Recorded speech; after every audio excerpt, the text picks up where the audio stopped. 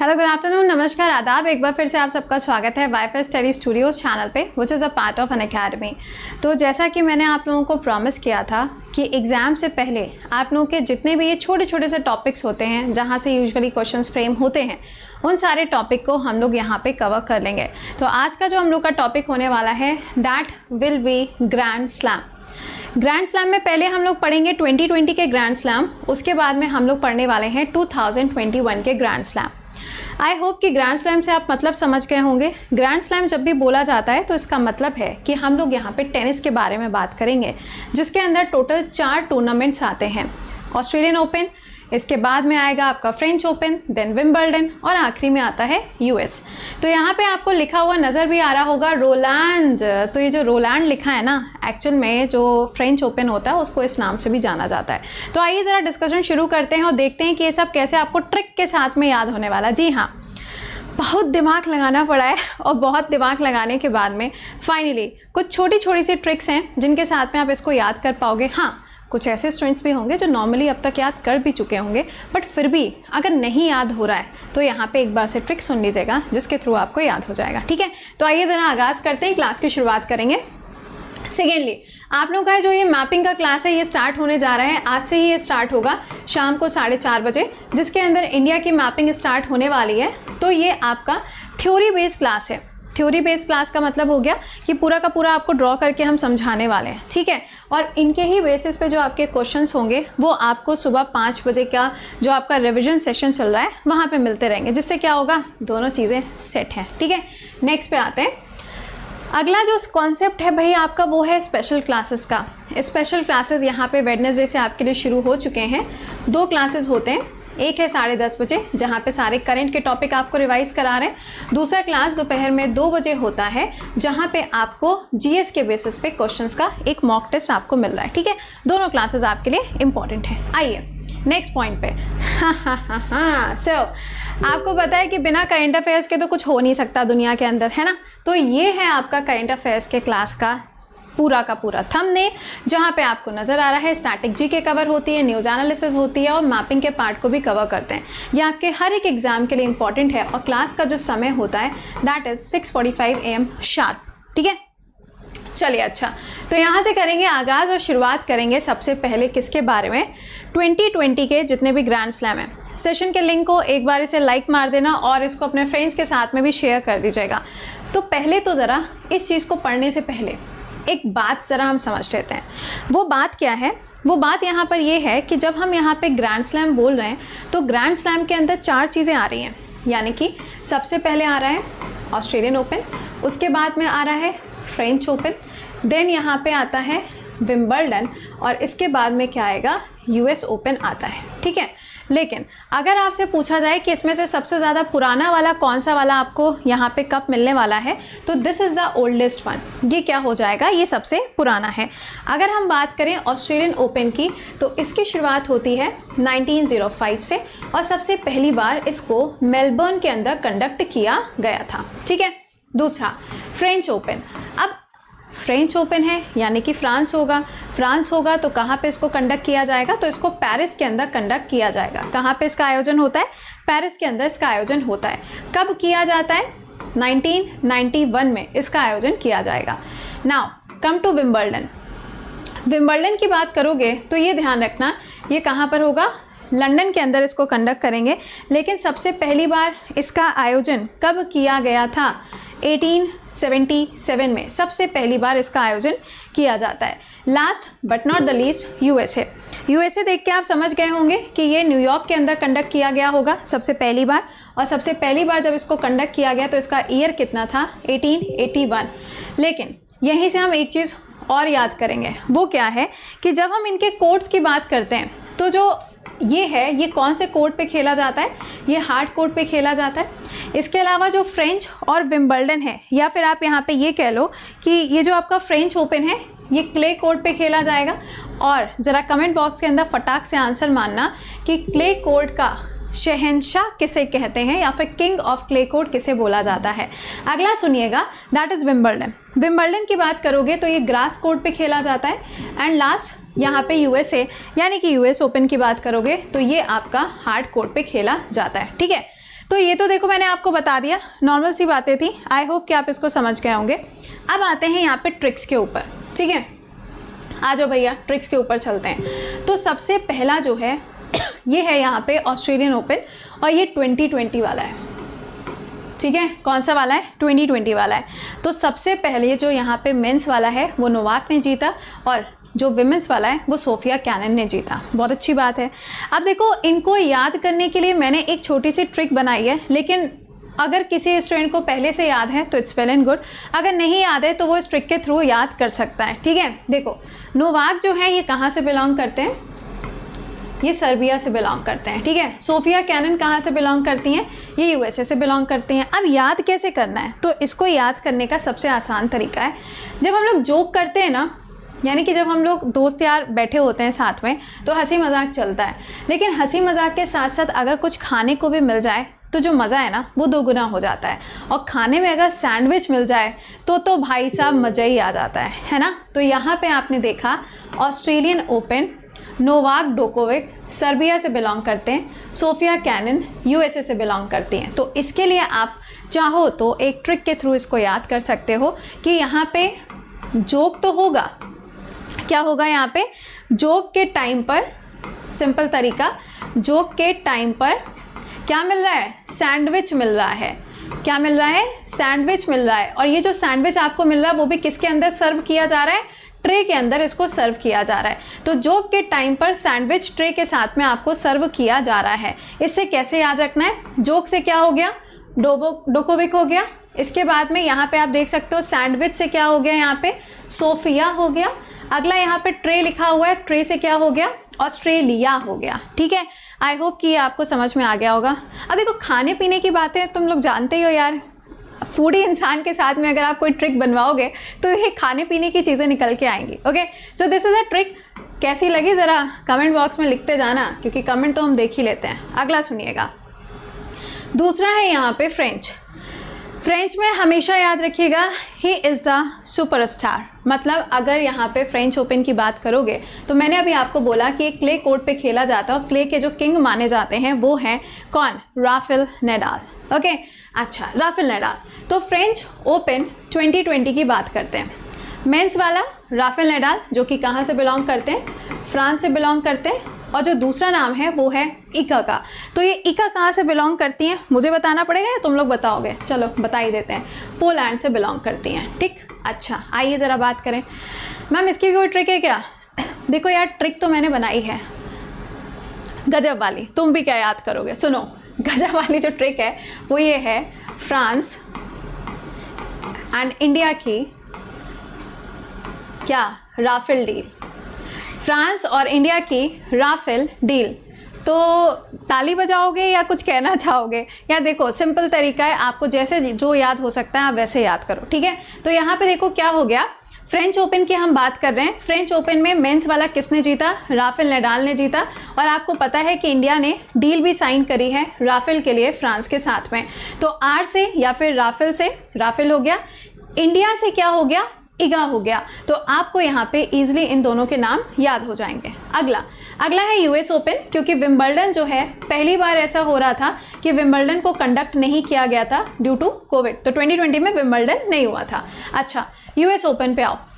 US open में देखिए यहाँ पे मेन एंड विमेन वाला, मेन वाला जो है वो जीता था डोमिनिक थीम ने, और जो ये विमेन वाला है ये जीता था नाओमी ओसाका ने।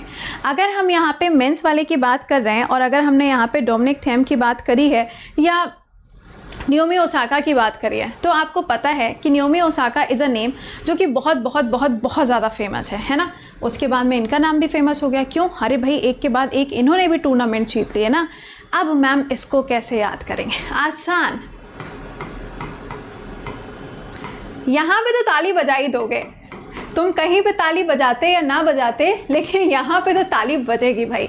सुनिएगा, डोनाल्ड ट्रंप हम सभी लोग जानते हैं। Donald Trump is a name जहाँ पे शायद ही कोई ऐसा होगा, शायद ही कोई बच्चा होगा जिसको डोनाल्ड ट्रंप के बारे में नहीं पता होगा। तो यूएस ओपन की बात करेंगे तो यहाँ से कौन हो गए? गरीमत है, डोनाल्ड डक लिखने जा रहे थे हम, डोनाल्ड ट्रंप। ओके, तो यूएसए में क्या है भैया? डोनाल्ड ट्रंप है। फाइन, यूएसए के अंदर डोनाल्ड ट्रंप हैं तो मैंने लिखा है नमस्ते ट्रंप। तो यहाँ पे नियोमी ओसाका हो गई, ठीक है। डोमिनिक से क्या हो जाएंगी, डोनाल्ड ट्रंप हो जाएंगे, और ये दोनों के दोनों यूएसए के साथ में जुड़ेंगे क्योंकि यहाँ पे डोनाल्ड ट्रंप के नाम को मैंने थीम पे रख दिया है। तो this is the easiest one कि आप डोनाल्ड ट्रंप के नाम के साथ में नमस्ते ट्रंप, ये इवेंट इंडिया के अंदर कंडक्ट किया गया था, आप इसके साथ में इन दोनों के नाम को याद रख सकते हो, ठीक है। सो मज़ा आ रहा हो तो प्लीज़ एक बार से लाइक करते जाना और शेयर भी करते जाना। अब बात करेंगे 2021 के, यहाँ पे ये चारों के चारों कंडक्ट किए गए और यहाँ पे तो एक बहुत ही खास नाम आपको देखने को मिलेगा, दैट इज़ ईमा। ओके, आइए बात करते हैं। सबसे पहले हम बात करेंगे ऑस्ट्रेलियन ओपन की, और ऑस्ट्रेलियन ओपन में यहाँ पे जो कप जीते गए हैं मेंस वाली कैटेगरी में वही नोवाक जोकोविक, और जो ये विमेंस वाली कैटेगरी है यहाँ पे नियोमी ओसाका का नाम आएगा।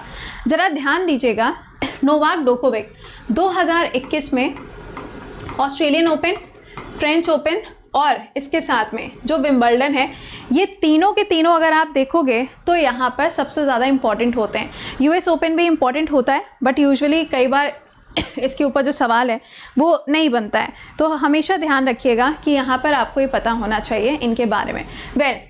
नोवाक जो है इन्होंने ऑस्ट्रेलियन ओपन भी जीता था, अभी आप आगे देखोगे तो इन्होंने फ्रेंच ओपन भी जीता हुआ है, ठीक है, अभी आगे देखेंगे। अच्छा, इसके लिए मैम ट्रिक क्या करेंगे, फिर से कहानी आ गई, सर्बिया और जापान की कहानी और साथ में ऑस्ट्रेलियन ओपन है।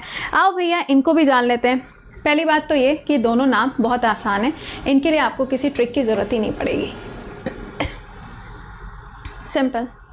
ऑस्ट्रेलिया नहीं जाना है क्योंकि हम भारतीय हैं, हम इंडिया में ही रहना चाहते हैं। हाँ, कभी मन हो जाएगा ऑस्ट्रेलिया घूमने का तो चले जाएंगे।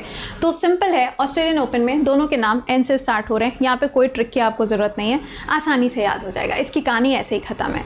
ओके, हाँ जी, ये आया आपका फ्रेंच ओपन। अब देखो फ्रेंच ओपन में भी अगेन नोवाक का नाम आ रहा है, ठीक, और विमेंस वाली कैटेगरी के अंदर किसका नाम आ रहा है, बारबोरा का नाम आ रहा है। जो ये बारबोरा हैं ये क्रेज रिपब्लिक से बिलोंग करती हैं, और जो नोवाक हैं वो आप देख सकते हैं अगेन सर्बिया से बिलोंग कर रहे हैं। तो ऑस्ट्रेलियन ओपन हो गया, फ्रेंच ओपन हो गया, और साथ में जो विंबलडन है यानी कि Australian Open, French Open and Wimbledon, इन तीनों के अंदर जो मेंस कैटेगरी में विनर रहे हैं वो नोवाक ही रहे हैं। तो आपको इन तीनों के लिए अलग अलग से नाम याद करने की ज़रूरत नहीं है, दिस इज़ फॉर 2021, ठीक है। अच्छा, लेकिन यहाँ पे मैम विमेन वाला कैसे याद रखेंगे, ये तो बड़ा कंफ्यूजिंग लग रहा है, ऊपर से कंट्री तो कतई ना याद होगी। कोई बात नहीं, बर्गर खाए हो ना, क्रंची आलू बर्गर या आलू पेटी बर्गर, है ना, ये सब खाया होगा यार, ऐसे हो ही नहीं सकता। सुनिएगा, क्रंची बर्गर जब आप खाओगे ना तो क्रंची बर्गर आपको फ्रांस के अंदर सबसे अच्छा मिलता है, ठीक है। तो क्रंची बर्गर फ्रांस के अंदर, तो आसान तरीका से क्रंची से यहाँ पे क्या हो गया, क्रेज रिपब्लिक हो गया, बर्गर से यहाँ पे बारबोरा हो गया, और फ्रांस के अंदर सबसे अच्छा मिलता है यानी कि फ्रेंच ओपन हो गया। क्योंकि मेन वाला तो हमें याद ही नहीं करना, वो तो कॉमन है, और जो चीज़ कॉमन है उसके ऊपर टाइम हमें वेस्ट नहीं करना है। हमेशा ध्यान रखना, एग्जाम के अंदर कभी भी अगर आपसे कोई ऐसे नाम आ जाते हैं जहाँ पे हमें नहीं याद आ रहा है कुछ भी, लेकिन अगर कोई एक ऐसा नाम दिख जाता है जो बहुत ही ज़्यादा कॉमन है कि हमने 50 बार देखा हुआ है, चुपचाप उसको मार्क करके चले आना, ठीक है। चलिए, अच्छा आगे देखते हैं इसके बाद में कौन सा आएगा।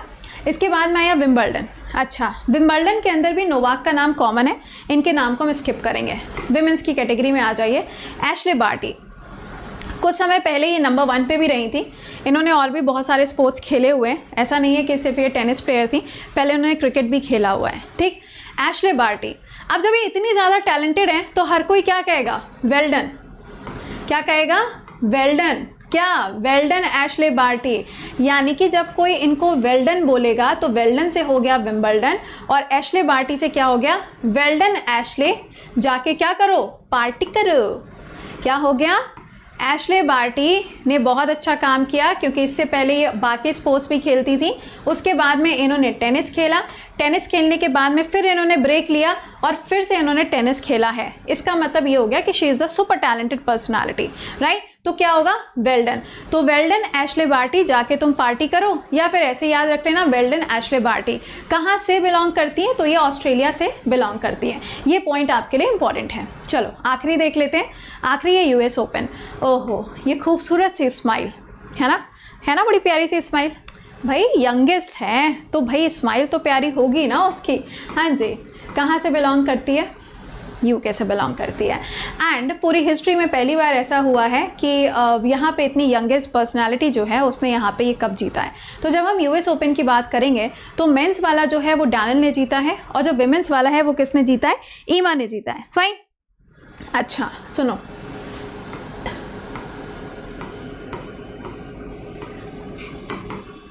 नहीं ये मेरे लिए नहीं है, ओके मतलब मैंने ऐसे ट्रिक बना दी है, पता चला। सोचो